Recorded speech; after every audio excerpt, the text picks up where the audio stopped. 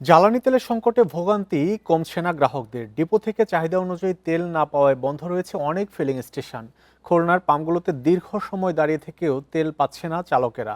অন্যদিকে পাম্প মালিকরা বলছেন চাহিদা বেড়ে যাওয়া ও তেল না পাওয়ায় তাদেরও হিমশিম খেতে হচ্ছে।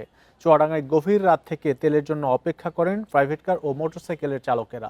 অভিযোগ আছে লাইনে না দাঁড়িয়েও অনেকে তেল কিনছেন। শরীয়তপুরের 6টি ফিলিং স্টেশনে নেই পেট্রোল ও অকটেন। ডিজেল থাকলেও বাস, নসিমন, করিমন ও কৃষক পর্যায়ে সীমিত পরিমাণে দেওয়া হচ্ছে। পটুয়াখালী ও নোয়াখালীতেও তেল সংকটে নদীতে যেতে পারছে না মাছ ধরার নৌকাগুলো। 200-র বেশি সার্ভিস ও ফিচারে লেনদেনের সব বিকাশ অ্যাপে সম্ভব। এখন আমাদের ব্যবসা বাণিজ্য রাইখা এখানে সারাদিন আমি সকাল থেকে ঘুরতেছি, তারপরে এখানে সিরিয়াল দিছি অনেক কষ্টের। ঠিক আছে, এরকম সিরিয়াল দিয়ে আসলে তেল নিয়ে অফিসিয়াল করা অনেক কষ্টকর। আমাদেরকে যতটুকু পরিমাণ তেল দেয় সেই তেলটুকু আমাদের হয়তো সর্বোচ্চ 3 ঘন্টা চলে। এক একটা আইটেম পেট্রোল 3 ঘন্টা চলে, আবার অকটেন চালালে পরে অকটেন আবার 3 ঘন্টা চলে, এর ভিতরেই শেষ হয়ে যায়। জ্বালানি তেলের সংকট নিয়ে জানবো, সিলেট থেকে যুক্ত হচ্ছেন সহকর্মী মঞ্জুর আহমেদ। মঞ্জুর, সিলেটে অকটেন সংকট কেমন দেখছেন, আর ডিজেল পাচ্ছে কিনা কৃষক বা গ্রাহকেরা? দেখুন, সারা দেশের মতো কিন্তু সিলেটেও জ্বালানি সংকট প্রকট এটা বলাই যায়। কারণ আমরা অক্টেনের কথা বলছি না, আজকে কিন্তু সিলেট অঞ্চলে কিন্তু অক্টেনের সরবরাহ একেবারেই নেই। আমরা পেট্রোল পাম্পগুলোতে যেটা দেখেছি যে পেট্রোল আছে, মজুদ আছে, অক্টেনের সংকট একেবারেই নেই। আর ডিজেল যেটা বলছেন, ডিজেলের চাহিদা অনুযায়ী কিন্তু সরবরাহ অনেকটা কম, সেটা বলা যায়। সিলেট অঞ্চলে প্রায় প্রতিদিন 10 লাখ লিটার জ্বালানির চাহিদা রয়েছে। এখানকার পেট্রোল পাম্পের মালিকরা তারা বলছেন যে তারা যে পরিমাণ সরবরাহ পাচ্ছে সেটা দিয়ে তারা অন্তত 30 থেকে 35% চাহিদা তারা পূরণ করতে পারছেন।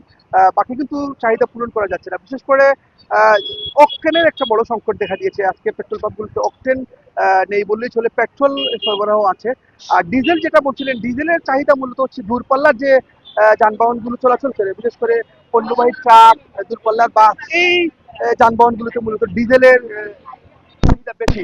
তো আসলে ডিজেল আমরা দেখেছি যে পেট্রোল পাম্পগুলোতে দীর্ঘ লাইন, বড় বড় গাড়ির দীর্ঘ লাইন, ট্রাকের দীর্ঘ লাইন, বিশেষ করে বিভিন্ন দেশের বিভিন্ন অঞ্চল থেকে নিয়ে কিন্তু পরবর্তী তাদের গন্তব্যে যেতে হয়। এখানে একটু বড় ধরনের সমস্যা তারা পড়েছে। চালকরা আমাদের বলছেন যে তারা চাহিদা মতো কিন্তু ডিজেল তারা সরবরাহ পাচ্ছে না। সিলেট জেলায় প্রতিদিন কিন্তু ডিজেলের চাহিদা সবচেয়ে বেশি। পেট্রোল অক্টেন সেটা প্রায় 2 লাখ লিটারের চাহিদা আছে, কিন্তু ডিজেলের চাহিদা প্রায় 8 লাখ লিটার প্রতিদিন এখানে কিন্তু চাহিদা রয়েছে। কিন্তু এই চাহিদা অনুযায়ী সরবরাহ কিন্তু একেবারেই প্রচুর।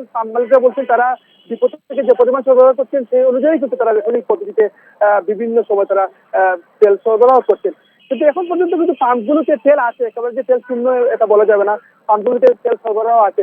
এখানে আসলে জেলা প্রশাসন বলছে তারা নজরদারি বাড়াচ্ছে যাতে কেউ পাম্পগুলোতে তেল সরবরাহ আছে।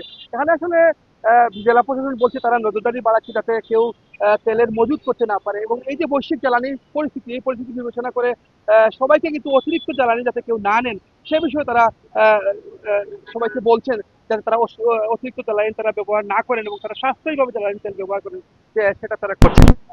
পাম্প মালিকরা যেটা বলছেন যে সিলেটে যে তেলগুলো আসে, বেশিরভাগ তেলে কিন্তু চট্টগ্রাম থেকে ওয়াগন নির্ভর, আমাদের রেলওয়ের ওয়াগন দিয়ে। আপনি জানেন যে গত 2 দিন আগে সিলেটে একটা ওয়াগনের দুর্ঘটনা ঘটেছে, রেল ওয়াগনের। এ কারণে কিন্তু আরেক সংকট একটু ঘনীভূত হয়েছে। সারা দেশের মতো সিলেটেও জ্বালানি তেলের সংকট রয়েছে, সে খবর জানাচ্ছিলেন সহকর্মী মঞ্জুর আহমেদ।